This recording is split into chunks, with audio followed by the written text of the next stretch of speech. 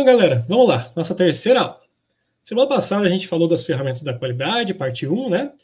E se aquela foi a parte 1, olha só que inesperado. Hoje tem a parte 2. Que incrível, né? Então, a gente falou de 3 ferramentas da qualidade na semana passada. Hoje vamos falar de mais 3 ferramentas, tá? No livro você vai lembrar que tem ali 7 ferramentas que são listadas. Se não me falha a memória, elas são listadas na unidade 1. Foram 3 na semana passada, foram 3 hoje. Aliás, serão 3 hoje, né? E, Paulo, onde que entra a última ferramenta? A última ferramenta é o gráfico de controle. Essa ferramenta sozinha vai ter 3 aulas só dela. Então, pessoal, se prepara que daqui, não na semana que vem é outro tema, mas na aula 5 até a aula 7, vocês vão ter aí vão ter uma enxurrada de conteúdo sobre gráfico de controle, beleza? Inclusive, digo que são algumas das aulas mais interessantes daqui da disciplina, e fora a aula que eu considero a mais complicadinha, que é a 7ª aula. Essa aula aí tem uma curva de aprendizagem um pouco elevada em relação às demais, tá? Então, eu já deixo aqui o aviso. E, pessoal, hoje também o conteúdo que a gente vê na aula de hoje também vai te ajudar no desenvolvimento do seu mapa, tá? Então, bastante atenção aqui no nosso conteúdo de hoje. Pessoal, o que é uma correlação? Vocês conhecem esse termo? Já ouviram ele em algum lugar?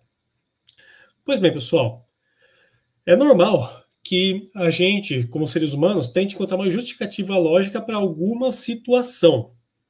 Então, o que a gente faz? A gente tenta relacionar uma situação com uma causa. A gente tenta relacionar um efeito, né, um acontecimento, com algo que possa tê-lo causado. Então, uma correlação é basicamente você buscar encontrar a relação entre um efeito e uma causa. Se uma pessoa sofre de alguma doença, é possível que a gente pense que na predisposição familiar ou no estilo de vida do indivíduo. Então, assim, vamos supor, uma doença que a gente costuma relacionar bastante à condição familiar, predisposição familiar, que é a diabetes. Pessoal, na minha família, meu pai tem 11 irmãos. Não é brincadeira, ele tem 11 irmãos mesmo, tá, pessoal? Ele é o caçula, o 12º. E de todos os irmãos, só o meu pai não tem diabetes. Então, olha só a predisposição que existe na família dele para ter diabetes. E, por acaso, eu tenho diabetes? Não. Pelo menos não por enquanto, né? Eu não tenho diabetes, então eu tenho predisposição para ter? Sim. E se, por acaso, em algum momento, alguém, numa entrevista, num exame médico, qualquer coisa do tipo, já me perguntaram várias vezes, você é diabético? Eu sempre respondo que não, mas daí perguntam se eu tenho algum parente. Eu sempre digo sim, todos os irmãos do meu pai têm diabetes, e sempre tem que ser marcado isso aí, eu tenho tios paternos que são diabéticos. Então, pessoal, isso é a correlação. A genética da minha família, ou seja, lá eu não tenho um entendimento suficiente para falar sobre a origem da doença, né? A predisposição familiar poderia fazer com que eu tivesse diabetes. E isso é algo que pode futuramente ali ser a justificativa caso porventura eu venha a ter diabetes, ok?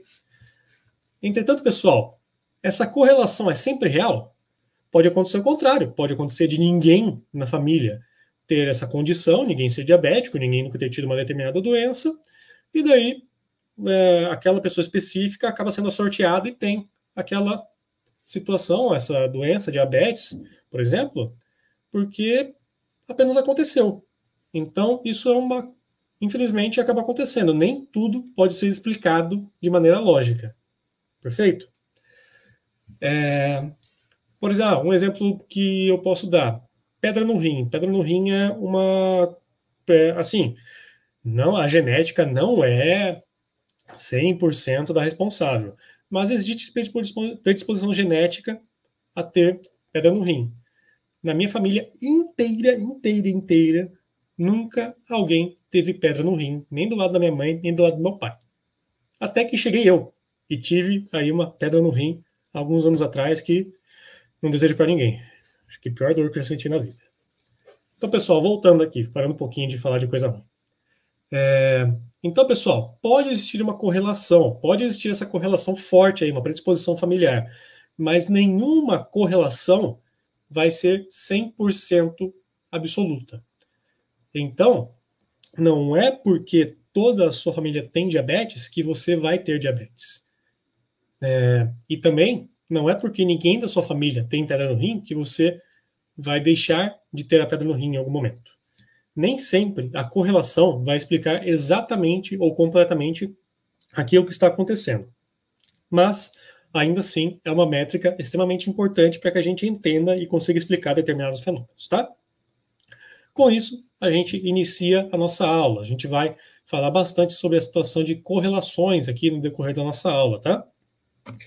Vai ser bastante citada essa palavra aqui no decorrer do nosso conteúdo.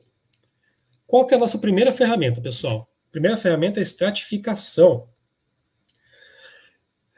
Eu já comentei em alguma outra aula que as 7 ferramentas da qualidade, elas nem sempre são ali uma informação fixa, né? Existem ferramentas que estão em todas as listagens das 7 ferramentas e existem outras ferramentas que acabam variando, né? Uma literatura diz que é uma determinada ferramenta, outras dizem que é uma...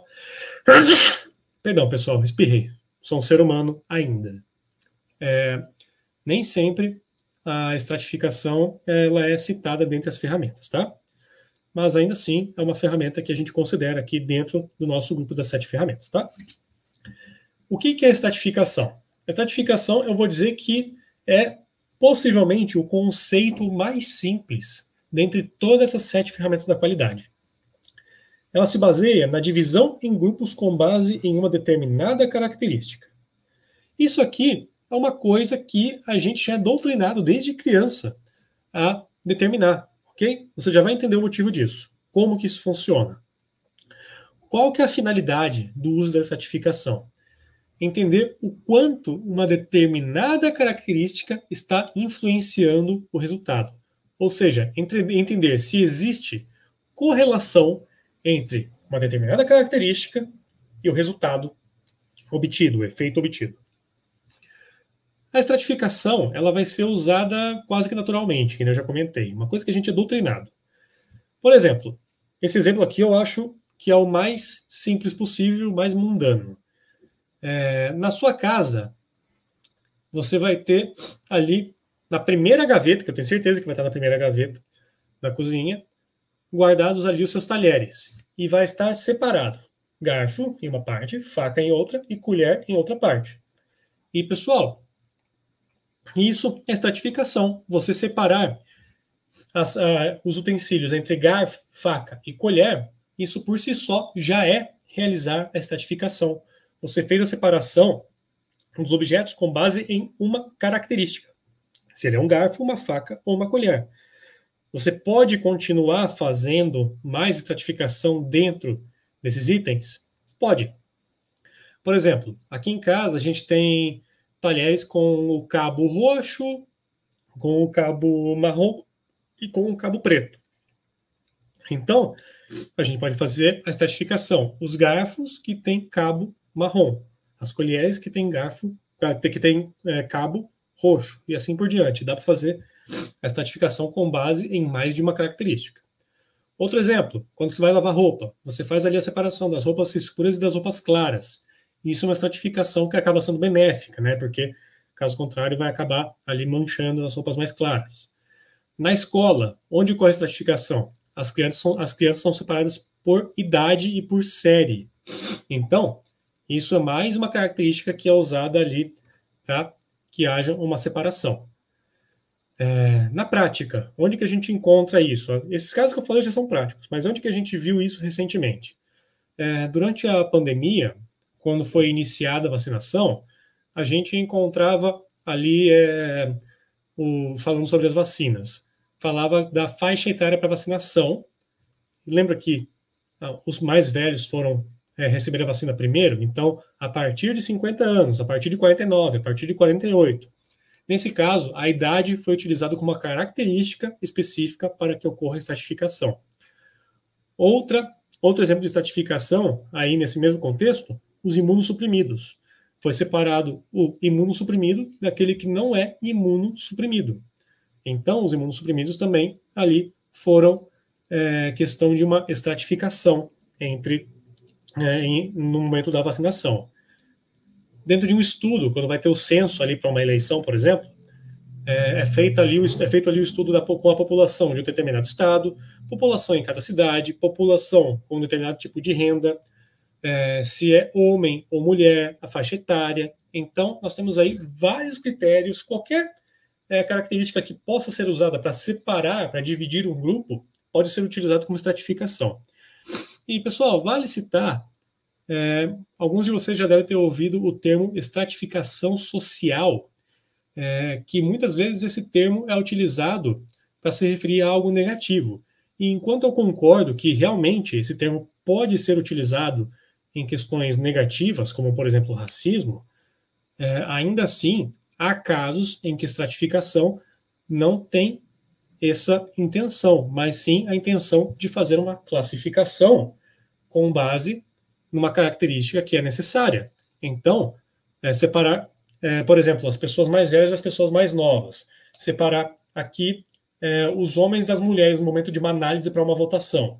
Então, por mais que o termo estratificação acabe sendo muitas vezes visto de uma forma negativa, tenha em mente que a estratificação por si não é algo negativo, mas ela, sim, infelizmente, sim, acaba sendo utilizada, infelizmente, em situações não desejáveis, né, pessoal? Então, fica aí essa explicação breve para evitar qualquer problema em relação ao termo, tá? Pessoal, um exemplo aqui onde a estratificação é utilizada de maneira prática. Se você já pegou algum jornal, alguma revista, se você assistiu o jornal em algum momento, é muito provável que você já tenha visto algo desse tipo.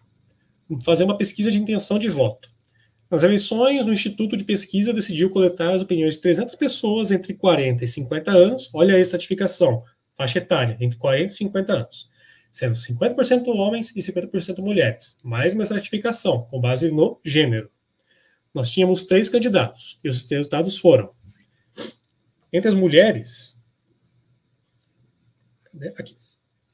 Entre as mulheres, aqui, ó, o candidato A tem preferência de 26% delas, o candidato B tem preferência de 43% e o candidato C, 31%. Já entre os homens, o candidato B, que é quem ganha entre as mulheres, é o menos votado, e o candidato C é o preferido entre os homens. Então, olha só como funciona. A gente consegue, com base na estratificação, entender se um determinado grupo com uma característica específica acaba tendo preferência por um determinado candidato.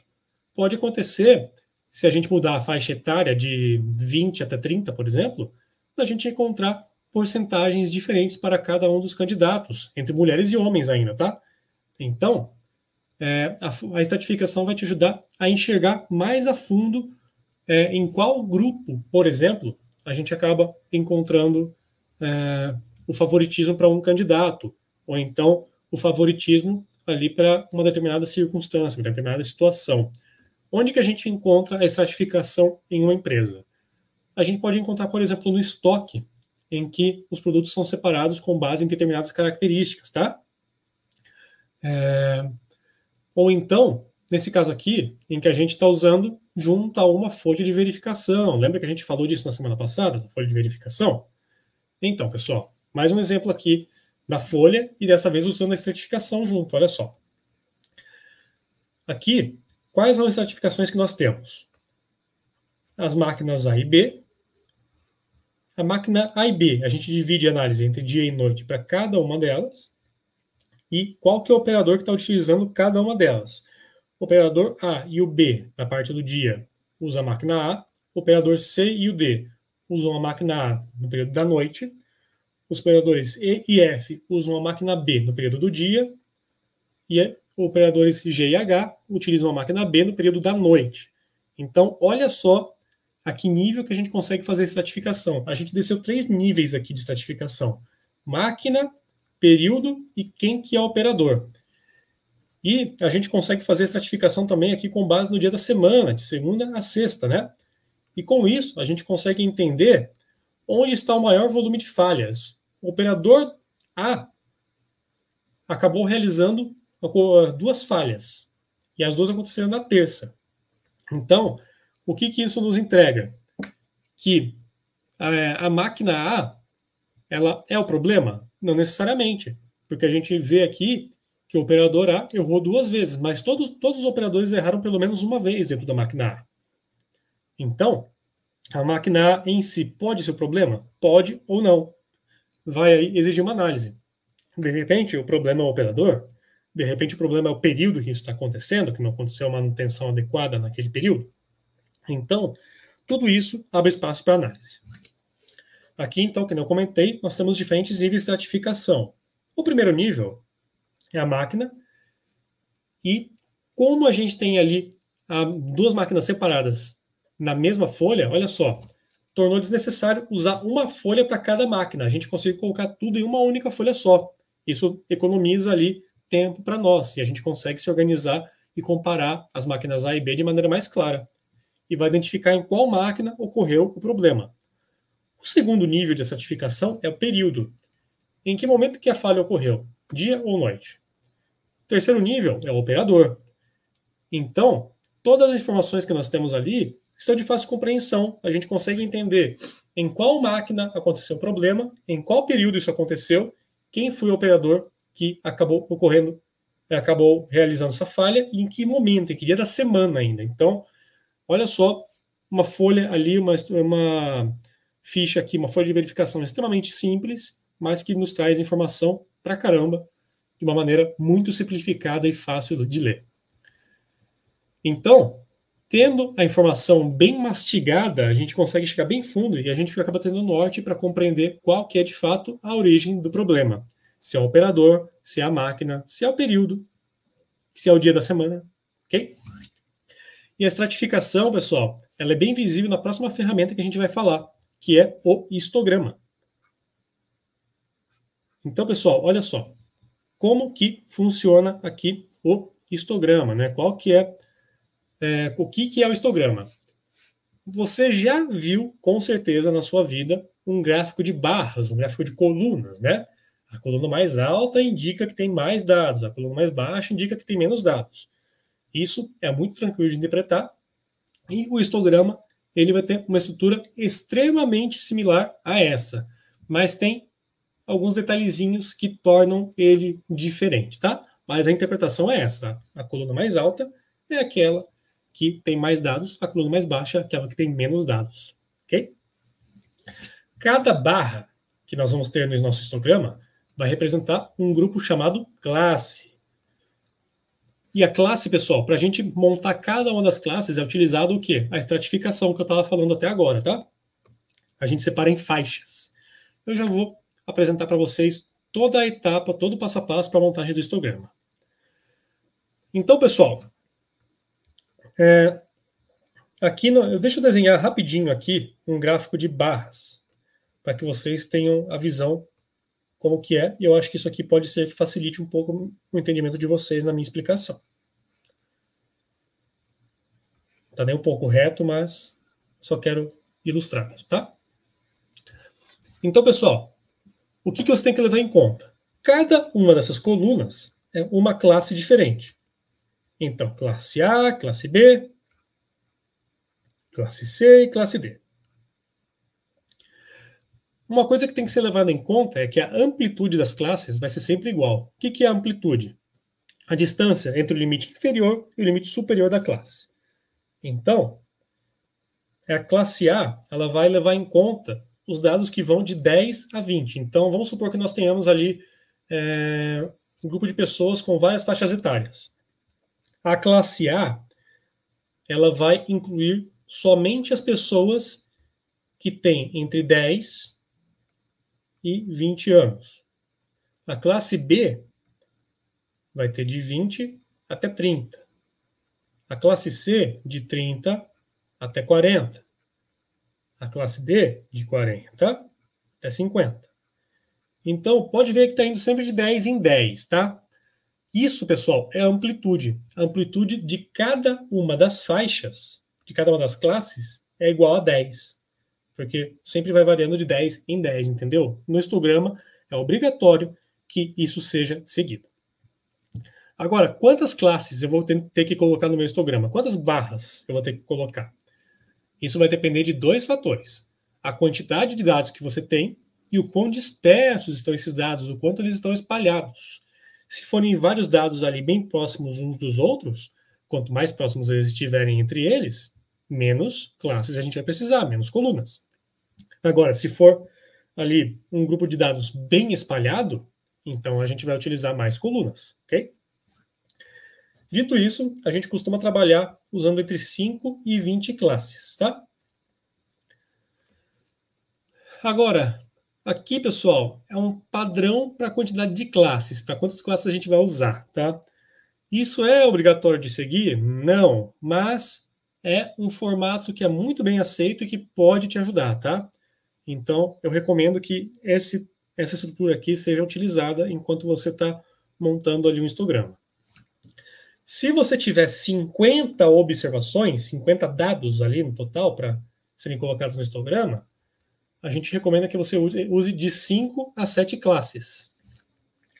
Se você tiver entre 50 e 100 amostras, 50 a 100 observações, recomenda-se algo entre 6 e 10 intervalos. Entre 100 e 250, de 7 a 12 intervalos. Passou de 250, vai ali de 10 a 20, tá? Agora, que nem eu comentei, é obrigatório seguir isso aí? Não. Em alguns casos, o pesquisador que está montando ali o histograma, ele vai escolher a quantidade de classes, a quantidade de intervalos, com base na raiz da quantidade de observações. Ok?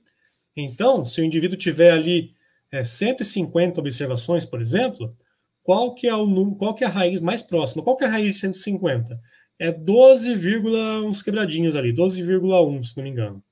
Então, esse 12,1, 12,2, você pode arredondar para 12, ou então para 13, ok? Então, você pode aí trabalhar da forma com a qual você achar que é mais interessante, tá? Muitas vezes vai ali do feeling de quando você está montando. E agora, pessoal, para explicar para vocês a estrutura do histograma e como que é feita a montagem, eu vou fazer as duas coisas ao mesmo tempo. A gente vai fazendo passo a passo para a montagem do histograma, para você entender como que a gente começa e onde a gente vai chegar. E qual que é a etapa, cada etapa. Então aqui nós temos 77 dados, pessoal, 77 observações. 77, olhando aqui, a gente fica entre 6 a 10 faixas, tá?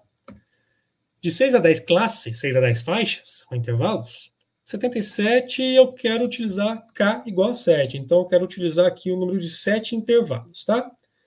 É de fato o número que eu vou acabar usando no final?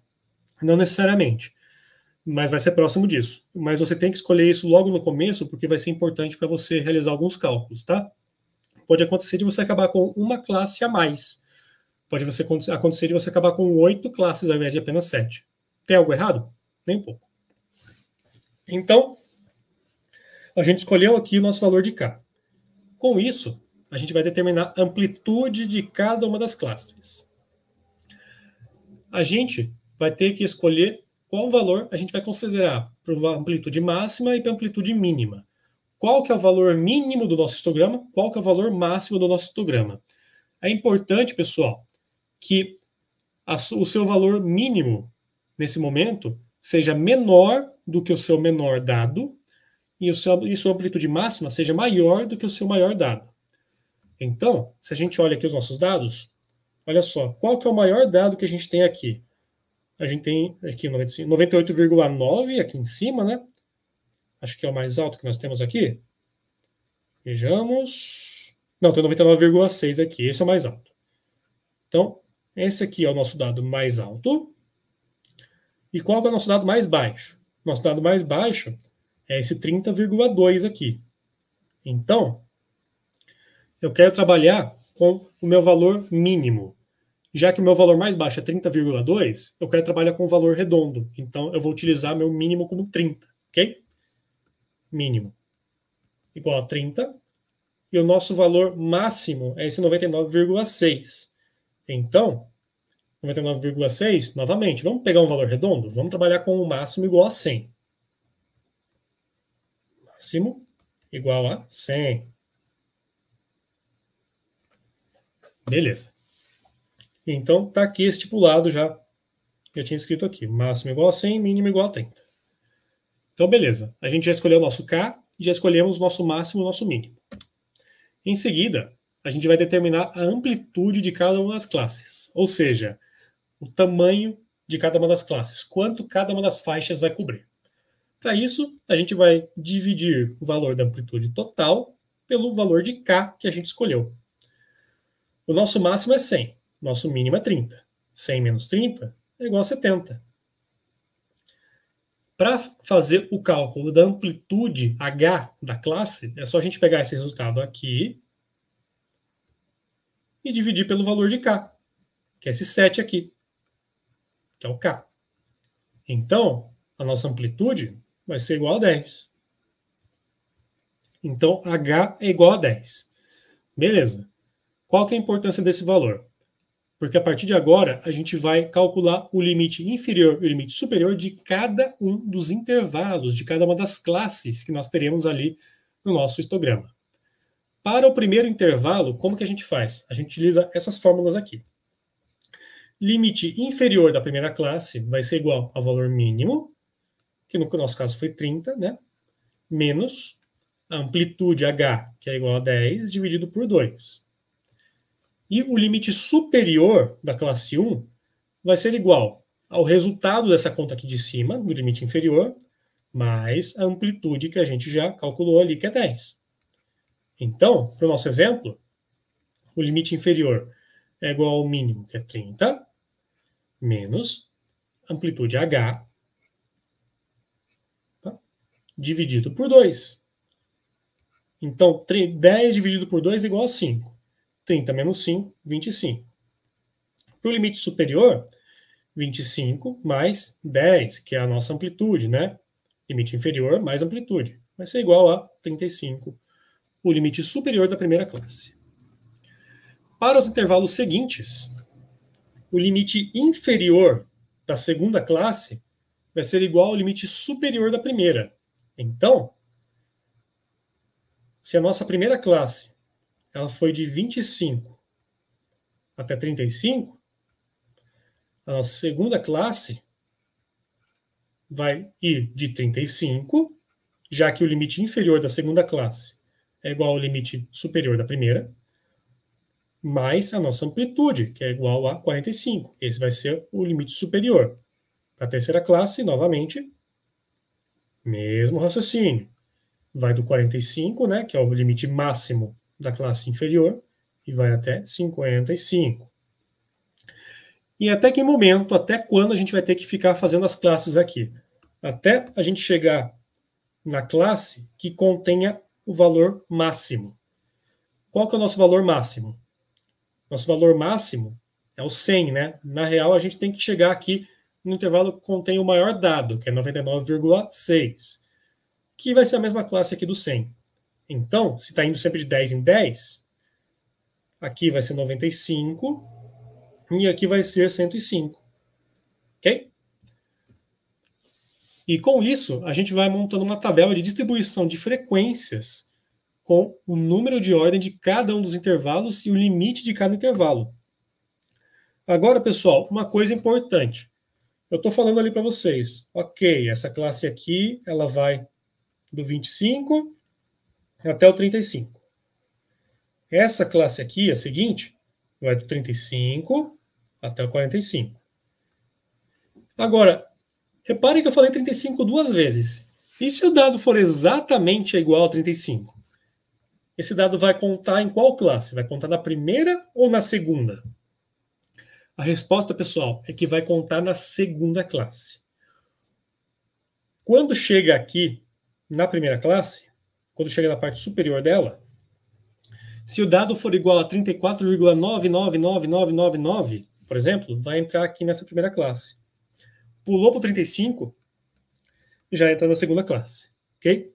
E o mesmo vai acontecer para a terceira classe aqui. 45, que é o valor mínimo. Indo de 45 a 55,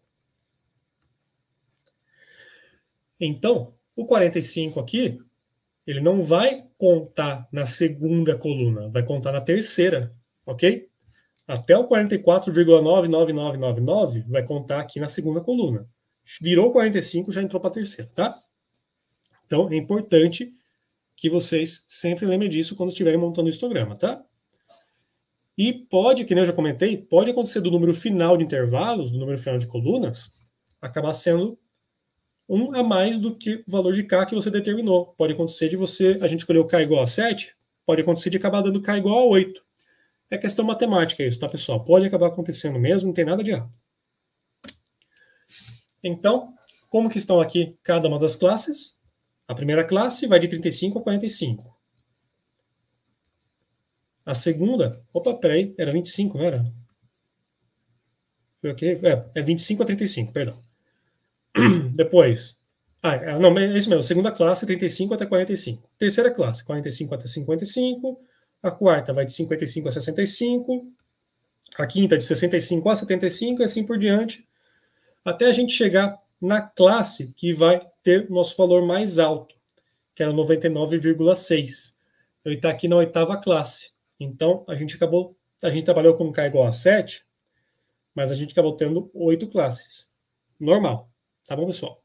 Super normal. E por último, a gente acaba fazendo a distribuição aqui dentro dos intervalos. Com que frequência cada intervalo aconteceu? Com que frequência dados de 25 a 35 aconteceram?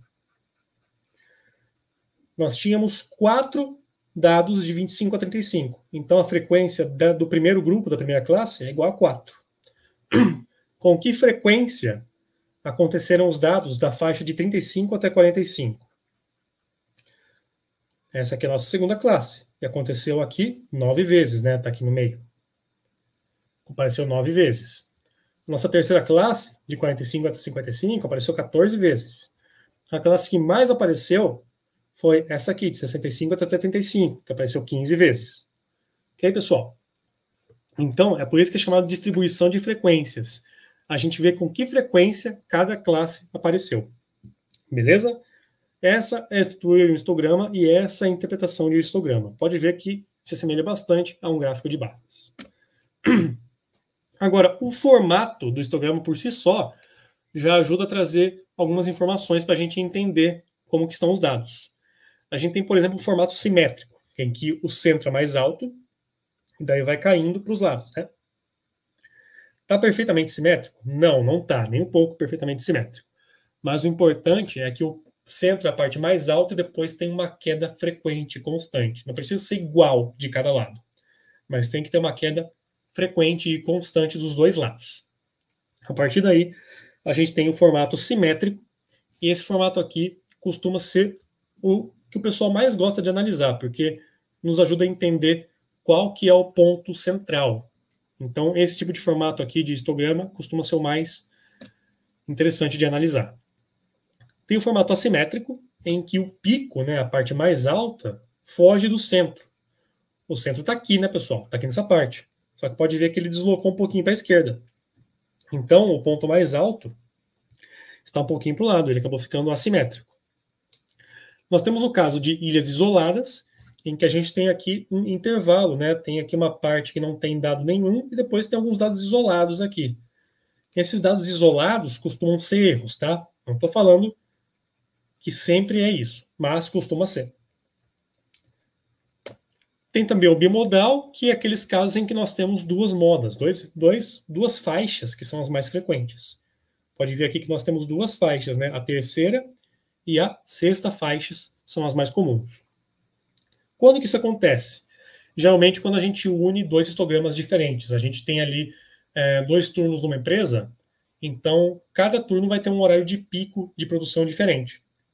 Quando você une os dois histogramas, você encontra ali 2 picos, um para cada turno. Normal isso aí, tá? E o platô, que é quando mais de uma coluna vai ter o valor do pico. Pode ver que aqui nós temos 3 classes diferentes com o valor do pico. Isso é um platô. Chegou ali em cima, estabilizou e depois caiu. É bem parecido com o simétrico, tá, pessoal? Bem comum mesmo. E, honestamente, não é tão problemático assim. O simétrico a gente costuma achar que é o mais assim agradável, né, para nossa análise. Mas o platô também não é de todo ruim. A gente consegue trabalhar bem com o platô também. Ok?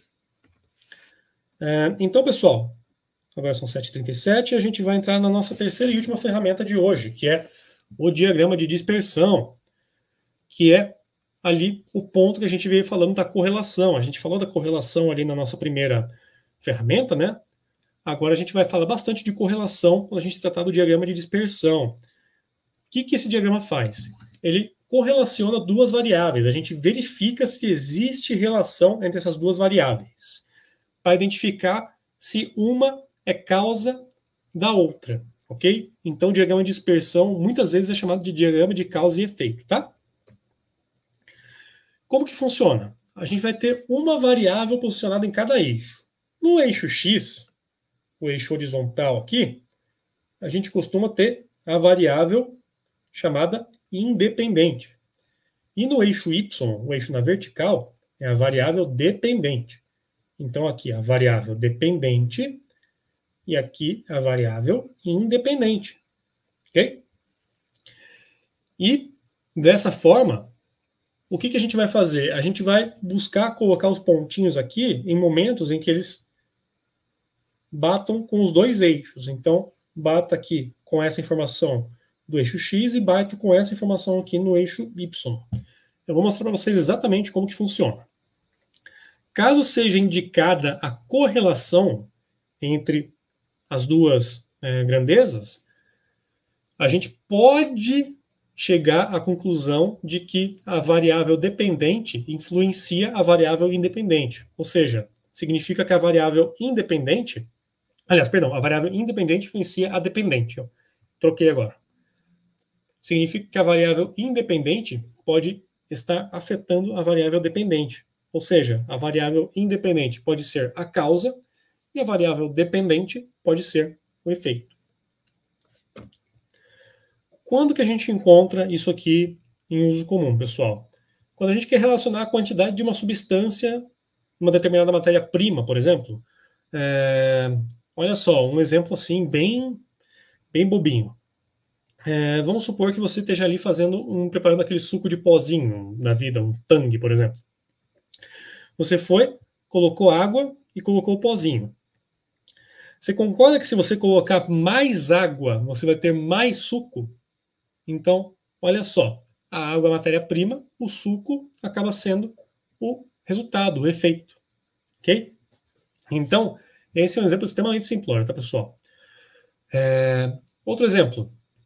Se a gente está fazendo ali um bolo, vários bolos, você vai deixar eles ali dentro de um forno. Você vai deixar eles por um determinado período de tempo, só que vai variar o tempo para cada um deles. Vai ter bolo que vai ficar muito molenga, vai ter bolo que vai ficar legal, e vai ter bolo que vai queimar. Então, você concorda que o parâmetro do tempo que o bolo fica ali no forno vai afetar diretamente a textura dele, a aparência dele? Então, o tempo é a variável independente e a textura, a consistência dele, do bolo, é a variável dependente. A textura do bolo depende do tempo que ele passou no forno. Então, o tempo é a causa, a textura é o efeito. Ok? Um exemplo aqui que é ótimo também. Relacionar uma característica específica de um produto com o tempo de vida útil dele. Produtos que são mais salgados tendem a durar mais. Então, a quantidade de sal naquele produto é a variável independente e a vida de prateleira do produto, o tempo que ele dura, é a variável dependente. Então, quanto mais sal, qual que é o efeito? Maior vida de prateleira, maior duração. Quais são as etapas para a gente construir aqui o nosso diagrama de dispersão? Primeiramente, coletar e registrar os dados. A gente vai e coleta ali nossos dados. Depois a gente define qual que é o eixo X, qual que é o eixo Y, qual que é a variável dependente e qual que é a independente. A gente determina qual que é o valor máximo e mínimo de cada uma das variáveis para a gente colocar ali no gráfico e depois a gente registra as informações dentro do gráfico. fazendo aqui um breve passo a passo com vocês. Um exemplo aqui, a gente vai ter o consumo de pneus versus a quantidade de quilômetros rodados. Você concorda que quanto mais quilômetros um pneu roda, mais consumido ele tende a ficar? Ou seja, ele tende a ficar mais gasto. Então, teve aqui um pneu específico que acabou andando com ele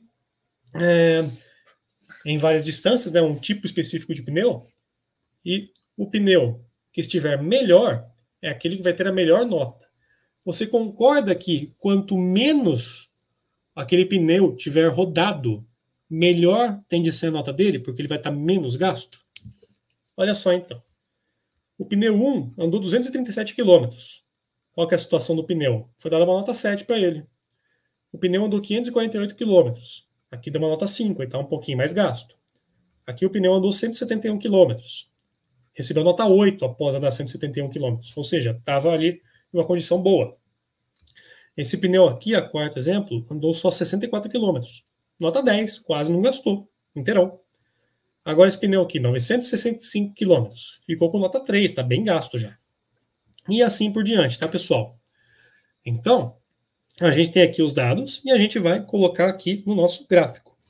A quantidade de quilômetros rodados é a variável independente. O consumo do pneu é a variável dependente. A situação do pneu, então, é a variável dependente. Você concorda que quanto mais quilômetros roda, pior é a situação do pneu? Então, a situação do pneu depende da quantidade de quilômetros rodados. A situação do pneu é a variável dependente da quantidade de quilômetros rodados. Então, aqui a gente vai colocando nossos pontos, ó, pessoal. Aqui, ó, um pneu que teve nota 10 ali, ele andou quanto? 64 km. Se a gente descer aqui, vai bater no pontinho do 64 aqui. Tá escondido, né? Aqui esse pneu tem nota 9. Ele andou quanto? 170, 180 km mais ou menos. Já esse pneu aqui, ele andou 650 mais ou menos, 640 km. E ele recebeu nota 7. Então, pessoal, a gente vai colocar vários e vários e vários pontos no nosso diagrama, e com base nisso, o que a gente vai fazer? A gente vai identificar a tendência do comportamento dos pontos. A gente vai identificar isso com base na chamada reta média. Pode ver que os pontos aqui, os pontinhos, eles não estão formando uma reta perfeita.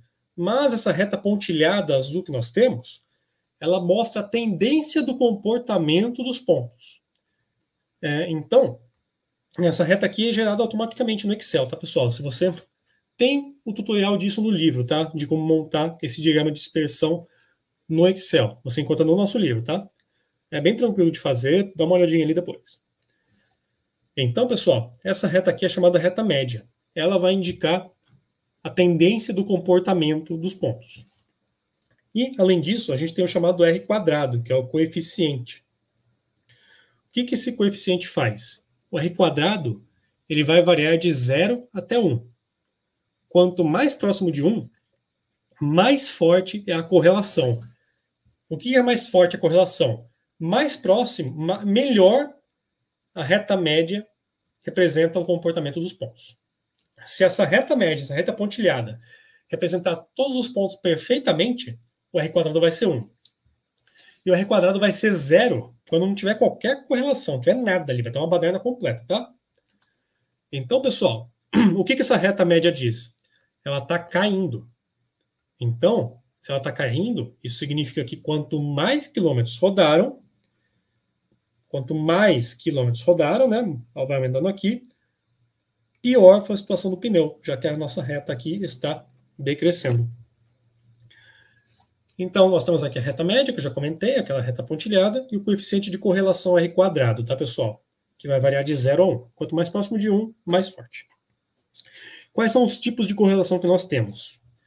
Tem a correlação positiva elevada, em que a gente vê claramente aqui. Aqui tem uns pontinhos, a gente nota que está subindo aqui, né? A gente percebe o comportamento. Então, essa é uma correlação positiva, porque está subindo, e é elevada, porque está bem claro o comportamento. Aqui é uma fraca correlação positiva. a gente até vê que está subindo aqui, a gente consegue enxergar, mas os pontos estão muito espalhados. Quando está muito espalhado, ela é mais fraca. Aqui é uma correlação elevada negativa, aqui embaixo, que é bem parecida com a ideia que a gente viu ali no nosso gráfico no slide anterior. Está caindo e a correlação é elevada, os pontos estão bem juntos. Aqui é uma correlação negativa fraca. Está caindo e os pontos estão bem espalhados. E aqui é uma ausência de correlação, você não percebe comportamento nenhum, está totalmente aleatório aqui, o R quadrado está próximo de zero, está uma baderna isso aqui. A correlação vai ser zero ou muito próxima de zero, tá? Agora, pessoal, existe também a chamada falsa correlação. Não é porque o R quadrado é alto que a gente vai ter uma correlação necessariamente real, tá? Esse aqui é um exemplo que eu acho excelente, e é real isso aqui, tá? Consumo de proteínas com a natalidade. A gente percebe aqui, pessoal, aqui no eixo X está o consumo de proteínas, tá? Aqui tem bastante consumo, está aumentando o consumo de proteínas, e aqui a gente percebe que está caindo a taxa de natalidade. Por que a gente percebe que está caindo? Olha só a reta inclinada para baixo aqui. Está para baixo essa reta. Então, é uma correlação negativa, e o R quadrado é de 0,6. Não é um R quadrado tão forte, mas também não é um R quadrado tão fraco, tá? Paulo, o que é um R quadrado muito forte?